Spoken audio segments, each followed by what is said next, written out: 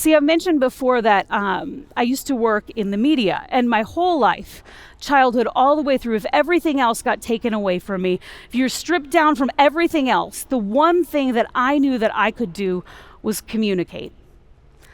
Writing or speaking, serious or funny, whatever it was, I could do it. Not just do it, but do it. Here's the thing, that ability led me to some pretty amazing places. I've had the opportunity to meet world leaders and presidents.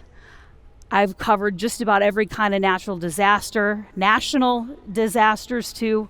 I've seen the worst in humanity up close and personal, but also the best. And if you ask me about any one of those experiences and I close my eyes, in a second, I can be back there, experiencing it all over again. Because parts of it were thrilling, they were. But there is such a dark side that was there too.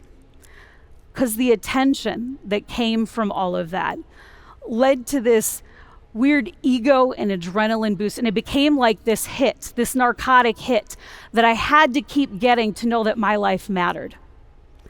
And I avoided completely the idea of wrestling with why I was telling people's stories. I just kept doing it, because if I kept doing it, the station would get better ratings, then they would make more money, then I would get another contract, and the whole thing would keep feeding itself. And every time I met somebody new, even socially, I just had this warped mental filter that I'd be running through as I was having the conversation with them, going, what is it that they want from me? Here's the thing, my control of my gifts and my purpose turned them toxic. And when I decided to get out, the first thing that my former colleagues would say is, how could you leave it all behind? Oh, you get to talk to so many people. The implication was being how could you lose your significance, lose your purpose? And I get it, I do, because from the outside looking in, I was changing and they didn't understand it, right? It looked like I was giving up something.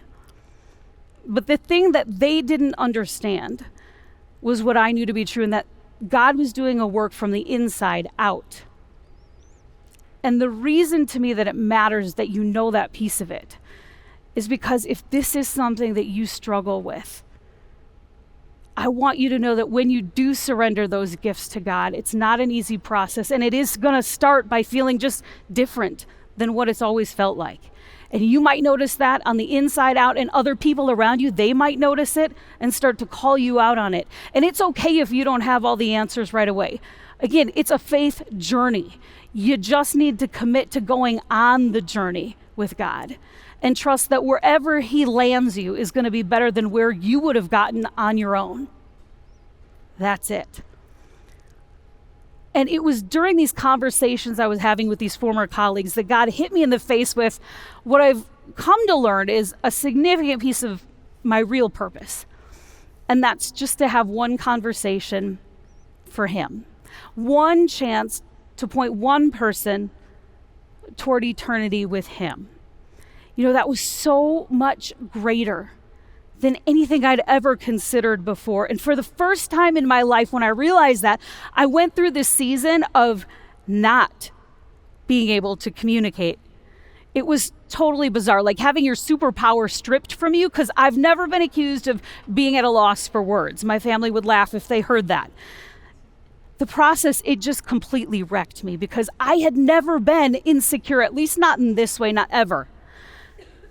And if I'm totally transparent, it actually took a couple of years for me to get to the point where I feel like I had surrendered complete control of my gifts to God, even though He'd given them to me to begin with. I'm telling you, man, in closing my gap, the best part was that I became desperate for Him.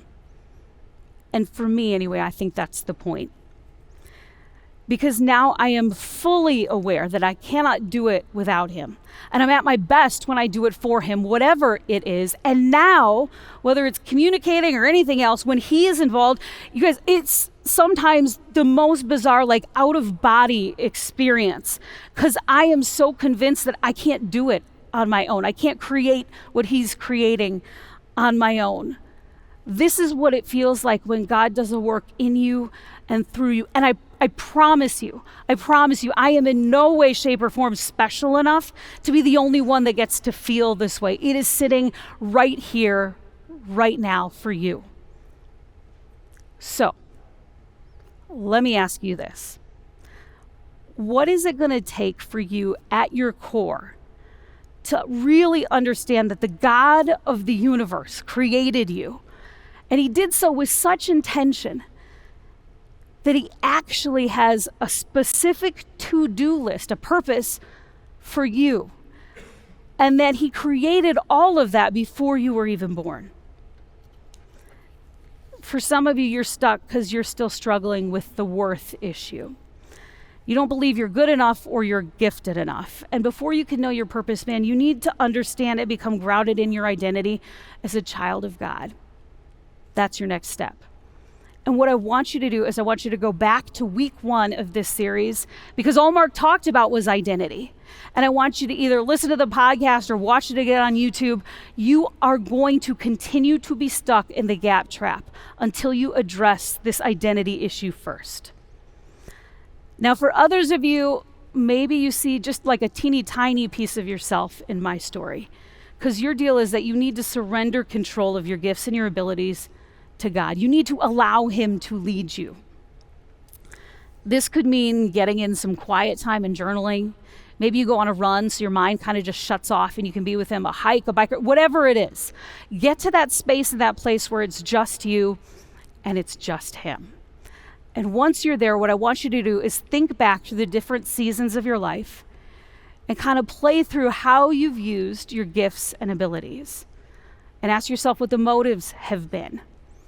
And where they haven't been quite right, you're probably going to need to do some repenting and ask God for forgiveness. And it's going to feel a little icky at first. But when you are done, I promise you, it is so freeing. You have to go through the process. And after you've done that, I want you to stay alone with God. And I want you to ask him for fresh eyes and a pure heart. The fresh eyes are so that you can see the gifts and abilities that you've been given the way he sees them, with his filter. And the pure heart is so that you activate those gifts and abilities with his intention behind them. Let him lead you, because you might be really surprised where he leads. And then there's this last group of you. And for you, man, you are disconnected from purpose because you are also disconnected from God. And you've probably tried to fill this gap on your own for yourself, but it didn't work. It's why your quest for happiness never really ends with you being happy for the long term. So then maybe after looking at yourself, you looked outside of yourself to culture or influencers, a life coach, whatever it was, and you asked them to help you fill the gap. And you're just in this cycle, this holding pattern of trying to search for it and not getting it quite right. You're feeling the gap between what you expect life to be and the reality of where you are. I promise you, this all shrinks, it all changes the second you realize that God determines your purpose, not you. And maybe you've never in your life considered that before. But now you kind of hear these alarm bells going off and you feel seen, and I promise you, it is nothing special that I have said. What's happening right now is that God is trying to show up for you because you do matter. He did make you on purpose, and he does have a purpose for just your life. And I promise you, it is bigger and better and bolder than anything you could have dreamed up on your own.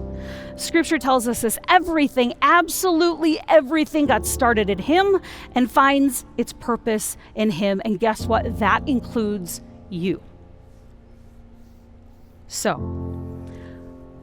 you need to know that the greatest way to find your purpose is to enter a relationship with the God who gave it to you.